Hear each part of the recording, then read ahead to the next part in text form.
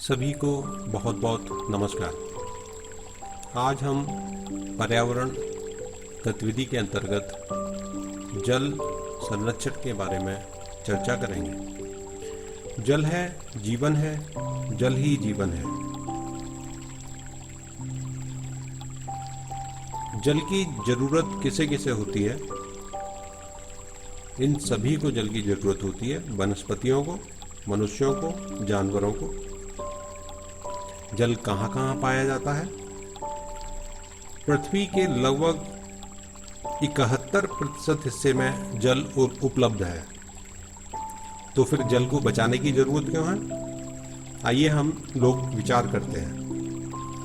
पृथ्वी का 3/4 भाग जल से घिरा हुआ है, परंतु इस जल का लगभग 97% हिस्सा नमकीन है, जो हमारे द्वारा प्रयोग करने योग्य नहीं है। सिर्फ 3% जल ही उपयोग के लायक है। इसमें से 2% हिस्सा तो पृथ्वी पर बर्फ और ग्लेशियर के रूप में है, एवं बाकी का बचा हुआ मात्र 1% जल ही पीने योग्य है। पर्यावरण असंतुलन के कारण धीरे धीरे यह 3% उपयोगी जल भी कम होता जा रहा है।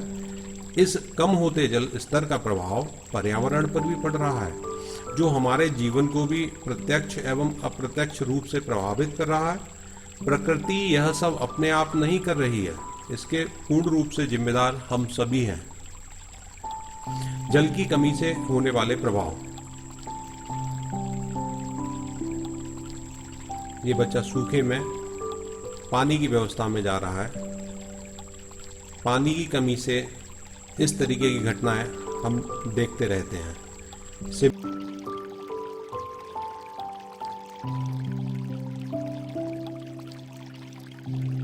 शिमला में 2018 में पानी की कमी के कुछ चित्र आपके सोच के लिए दिए हैं। आज जो जल का संकट है, वह संकट हमारी ज़रूरतों के मुताबिक जल की कम उपलब्धता का नहीं है। यह संकट हमारे द्वारा जल के गलत तरीके से किए जा रहे उपयोग एवं कुप्रबंधन का परिणाम है। इस संकट से लाखों करोड़ों लोग एवं पर्यावरण बुरी तरह से पीड़ित एवं प्रभावित है।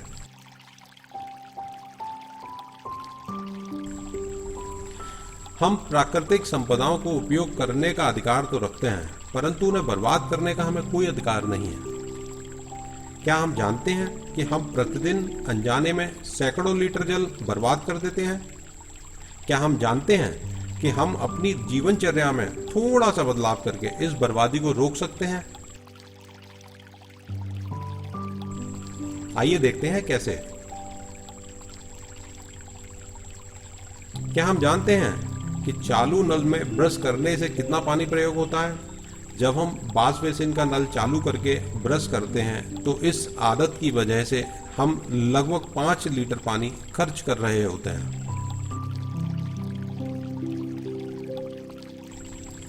क्या हम जानते हैं कि चालू नल में सेविंग करने में कितना पानी प्रयोग होता है? जब हम वॉश बेसिन का नल चालू करके सेविंग करते हैं तो इस आदत की वजह से हम लगभग 5 लीटर पानी खर्च कर रहे होते हैं। क्या हम जानते हैं कि एक शॉवर लेने में कितना पानी प्रयोग होता है? हम जिस शौक से पूरे दिन की थकान उतारने के लिए एक शॉवर का प्रयोग करते हैं, हम उसमें लगभग 100 लीटर पानी खर्च कर रहे होते हैं।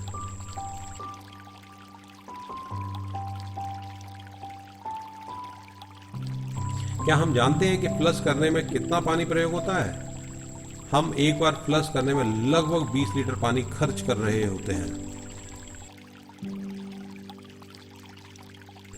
क्या हम जानते हैं कि नल चालू करके कपड़े धोने में कितना पानी प्रयोग होता है? हम चलते पानी से कपड़े धोने में लगभग 100 लीटर पानी खर्च कर देते हैं। क्या हम जानते हैं कि चलते हुए पानी से कार को धोने में कितना पानी प्रयोग होता है? रनिंग वाटर से कार धोने में लगभग 125 लीटर पानी खर्च होता है। इस प्रकार से हमने देखा कि इन दैनिक क्रियाओं में हमने लगभग 355 लीटर पानी खर्च किया है। आइए हम अब देखते हैं, क्या हम जानते हैं कि हम अपनी इन दैनिक क्रियाओं में खर्च किए गए 355 लीटर पानी में से लगभग 250 लीटर पानी बचा सकते थे? बिल्कुल, जी हाँ बिल्कुल। यदि हम अपनी दैनिक क्रियाओं के तरीकों में थोड़ा सा परिवर्तन किए होते तो निश्चित ही हम लगभग 250 लीटर पानी बचा सकते थे। आइए देखते हैं कैसे।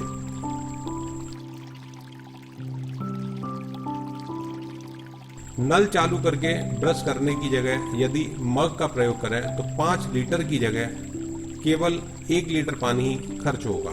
यहाँ पर हम 4 लीटर पानी बचा लेते हैं।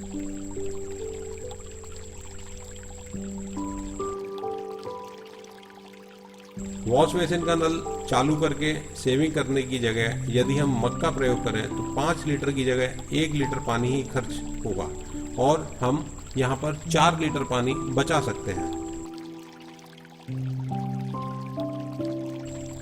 यदि हम शॉवर की जगह बाल्टी का प्रयोग करें तो 100 लीटर के बजाय 20 लीटर पानी ही खर्च होगा और हम नहा सकेंगे। यहाँ पर हम 80 लीटर पानी बचा सकते हैं फ्लश करने के लिए।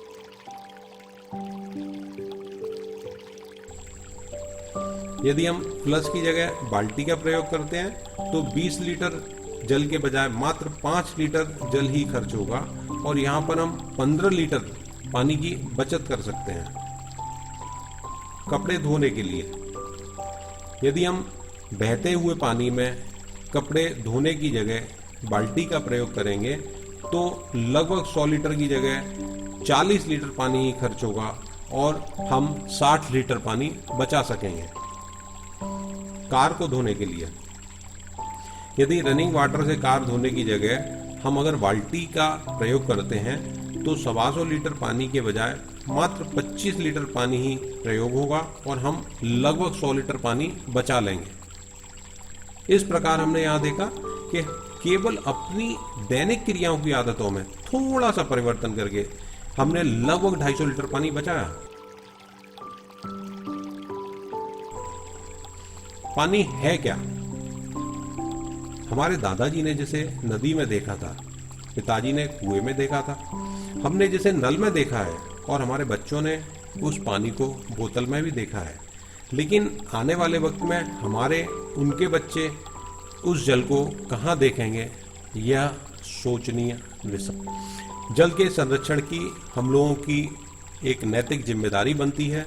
आइए हम सभी मिलकर जल संरक्षण अभियान में सहयोग की शपथ लेते हैं। मैं ज्ञानेंद्र कुमार जैन शपथ लेता हूं कि अपनी दिनचर्या की आदतों में परिवर्तन करूंगा एवं प्रकृति के इस बहुमूल्य जीवनदायी बहुउपयोगी संसाधन को व्यर्थ में खर्च नहीं करूंगा। जल को यथासंभव बचाने का प्रयास भी करूंगा। साथ ही साथ अपने परिवार एवं परिचितों को भी जल संरक्षण अभियान की जानकारी देने का कार्य करूंगा। धन्यवाद।